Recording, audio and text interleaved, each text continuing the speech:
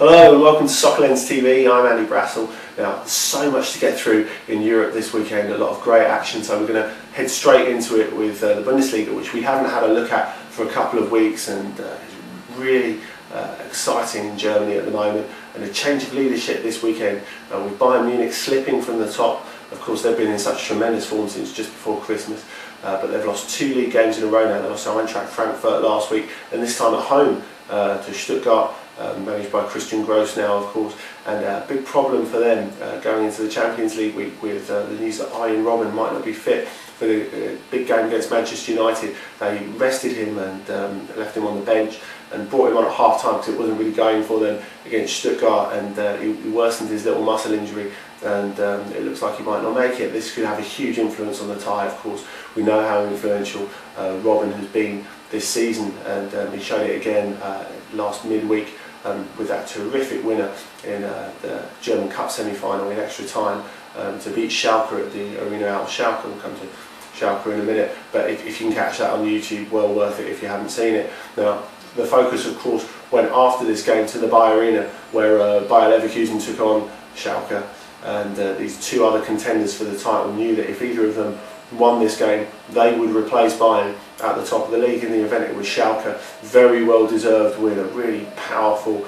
performance with a lot of character. Kevin Kuranyi scoring both goals. He's in great form at the moment, 11 in 14 for him now, and it looked like he might really fade from the picture after he was excommunicated from the German national setup, but he's really rolled his sleeves up, got on with it, attracted a lot of Premier League interest in the transfer window, but decided to stay in Germany so he could see out this season with Schalke. He runs out of contract in the summer, but it looks like he might finish his time in Germany if indeed he does go with a league title, because Felix Magath, who is of course the reigning coach, really having won the league with Wolfsburg last season, has got them playing extremely well and got them working very, very efficiently. I think what has possibly worked for him, he was given a big contract to come north to Schalke, but nevertheless he's not had any of the transfer funds really that have been promised to him, so he's had to stick with the existing squad, and that's given them a bit of stability.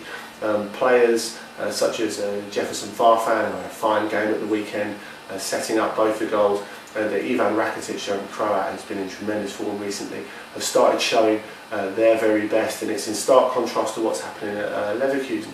Of course, Jupp Heynckes in control there, and such a brilliant start to the season, and they were unbeaten for a record 24 games, the first 24 games of the season, but since they got over that little record, it's all gone really, really wrong for them. They've lost 3 out of 4, and this was a really costly loss. They were without their top scorer, Stefan Kiesling, and it really showed.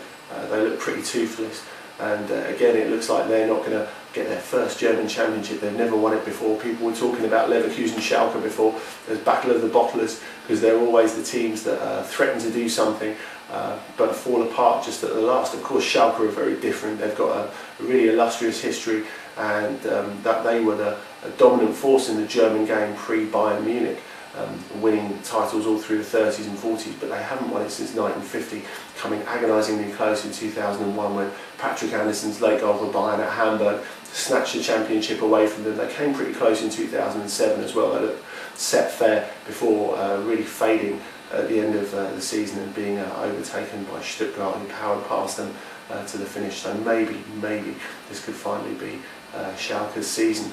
Now, of course, talking about the Champions League this week, the one game that everyone's really looking forward to with tremendous anticipation is Arsenal against Barcelona. It threatens to be maybe the game of the European season. Now, Arsenal haven't had the best preparation, slipping 4 points off the pace in the Premier League. Heavy wins for both Chelsea and United, but Arsenal were pegged back by a late Kevin Phillips goal at St Andrews for Birmingham, and it was disappointing again to hear Arsene Wenger talk about the brutal tactics of Birmingham and all this sort of stuff, and Craig Gardner was told off by Wenger for his challenge on Fabregas, which threatens to keep Fabregas out of the Barcelona game in the week. Now, Wenger really has to stop with this. I understand he's upset over the Aaron Ramsey thing, and he's perhaps trying to foster a sort of siege mentality in the camp, but nevertheless, I think Gardner deserves better to have his reputation besmirched by this. It was a good, honest challenge, and Arsenal really have to look closer at home for the reasons they didn't win this. So we realise they have history at St Andrews. Of course, it was where Eduardo suffered that terrible injury. They lost a late goal and went on to fall away in the title race in 2008, when they looked really clear in that season. But nevertheless, you've got to look at the chances they missed. Serie near the end missed a good chance to wrap it up when it was still 1-0. Manuel Almunia's awful error for the Birmingham goal, Kevin Phillips' goal. So really, Arsenal just have to look forward to this Barcelona game. Now they're going to need everything they've got. Although Andres Iniesta is going to be out for the visitors with a little thigh injury. They've got a lot of other options, of course, and Zlatan Ibrahimovic is coming back into great form. 3 goals in 3 games, with him getting the winner at Mallorca at the weekend. Of course, he opened the scoring against Osasuna last midweek as well. But like everyone else, I'm not interested in making predictions. I just want to see it happen. Of course, Inter are also in the Champions League this week. They were perhaps the story of the last round in beating Chelsea, a tremendous result for them, and shows how much they've improved as a team. There's been a thought for a while, really, that it's been too easy for them in Serie A. That's not the case anymore. If they were thinking about easing up, well, they really shouldn't, because Roma are hot on their tails now. It was a big game this weekend. I think Inter could have done without of it ahead of the Champions League, but they did travel to the Olimpico and take on Roma, and Roma came out victorious. Luca Toni's winning goal has been a great signing for them, clinching it for Claudio Ranieri's team. And I think really we have to focus on Ranieri and the brilliant job he's done. Roma are now 21 games unbeaten, and they've really surged up on the blind side. And I think it shows maybe what a mistake Juventus made in getting rid of Ranieri. It's all gone terribly wrong for them. They obviously thought he could take them to a certain point, but no further. Ranieri's always been considered a nearly man manager, not least by Jose Mourinho, his opposite number on the benches on Saturday night, who made some pretty disparaging comments about him after having succeeded him at Chelsea. But this is the point where Ranieri can prove that he's not a nearly man. He's got what it takes to win titles, not just win the odd cup and get teams in the Champions League. He's always kept a pretty dignified silence against that sort of allegation.